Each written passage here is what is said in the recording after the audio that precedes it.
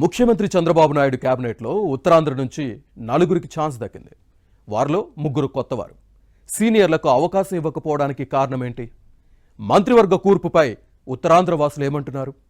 కూటమి పార్టీల సీనియర్ ఎమ్మెల్యేల వాదనలు ఎలా ఉన్నాయి? Watch inside story.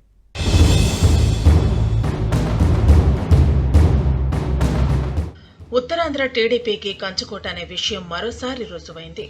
2019లో ఎన్నికల్లో వైసీపీ 151 సీట్లు సాధించినప్పుడు కూడా విశాఖ, శ్రీకాకుళంలో తెలుగుదేశం సత్తా చాటింది. ఈసారి పూర్తి ఆధిపత్యాన్ని సాధించింది. ఈ ప్రాంతంలో ఉన్న 34 అసెంబ్లీ స్థానాలకు గాను 32 చోట్ల కూటమి గెలిచింది.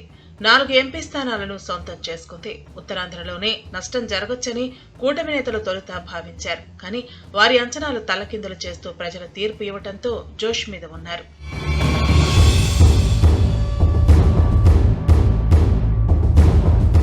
ఉత్తరాంధ్ర నుంచి విజయం సాధించిన టీడీపీ, జనసేన, బీజేపీ ఎమ్మెల్యేల్లో సీనియర్లు, మాజీ మంత్రులు ఉన్నారు. కానీ ముఖ్యమంత్రి చంద్రబాబు అనూహ్యంగా 3 కొత్త వారికి స్థానం కల్పించారు. శ్రీకాకుళం జిల్లా నుంచి అచ్చెన్నాయుడును తీసుకున్నారు. ఉమ్మడి విజయనగరం జిల్లా నుంచి గుమ్మడి సంధ్యారాణి, కొండపల్లి శ్రీనివాస్ కు, ఉమ్మడి విశాఖ జిల్లా నుంచి వంగలపూడి అనితకు చోటు దక్కింది. ఇక జనసేన నుంచి 6 ఎమ్మెల్యేలు గెలిచారు. కొడతల రామకృష్ణకు అవకాశం ఇస్తారని అందరూ భావించారు. కానీ కేబినెట్ లో స్థానం దక్కలేదు. బీజేపీ నుంచి విశాఖ నార్త్ ఎమ్మెల్యే విష్ణుకుమార్ రాజు మంత్రి పదవి ఆశించారు. కానీ సామాజిక సమీకరణాల్లో కుదరలేదని వినిపిస్తోంది. వెలమ కమ్యూనిటీ నుంచి అచ్చెన్నాయుడు, మాదిగల నుంచి అనితకు అవకాశం కల్పించారు.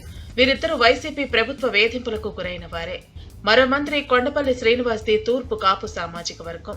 కేంద్ర మాజీ మంత్రి అశోక్ గజపతిరాజు సూచన మేరకు ఈయన కేబినెట్ లోకి తీసుకున్నారనే ప్రచారం ఉంది.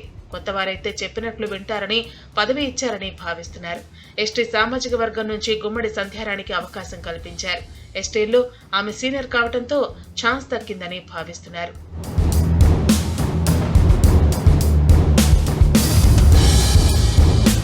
సీనియర్లకు మంత్రి పదవులు కేటాయించకపోవడంపై చర్చ సాగుతున్నా ముఖ్యమంత్రి చంద్రబాబు నిర్ణయాన్ని స్వాగతిస్తున్నారు. కొత్తవారైతే ఇతర అంశాల కన్నా వారి శాఖల మీదనే ఎక్కువ దృష్టి పెడతారు. తద్వారా ప్రభుత్వం అనుకున్న లక్ష్యాలు నెరవేరుతాయని భావిస్తున్నారట. సీనియర్లలో ఒకరికి అవకాశం కల్పించి మరొకరిని పక్కన పెడితే అలకలు తప్పవు. అసలు ఎవరికీ స్థానం కల్పించకపోతే ఏ ఇబ్బంది ఉండదనే ఉద్దేశంతో మంత్రి పదవులు ఇవ్వలేదని వినిపిస్తోంది. 1983లో 25 ఏళ్ల వయసులో తనకు మంత్రి పదవి వచ్చిందని, అప్పుడు సీనియర్లు ఫీల్ అయ్యారా అని అయ్యన్న పాత్రుడు వ్యాఖ్యానించడం గమనించదగ్గ విషయం. ఇప్పుడు తాను బాధపడలేదని అంటున్నారు. దీన్ని బట్టి పరిశీలిస్తే సీనియర్లు కూడా అర్థం చేసుకుంటున్నారని చెప్పొచ్చు.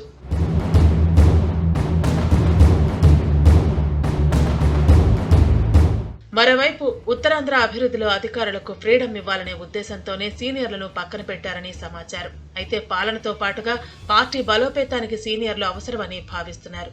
లేకపోతే రేపు పార్టీకి అండగా ఉండేవారే కరువయ్యే ప్రమాదం ఉంటుందని చెబుతున్నారు.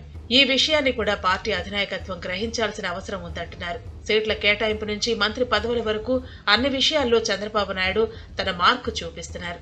ఈసారి పాలన ఏ విధంగా చేస్తారో చూడాలంటున్నారు ఉత్తరాంధ్ర వాసులు.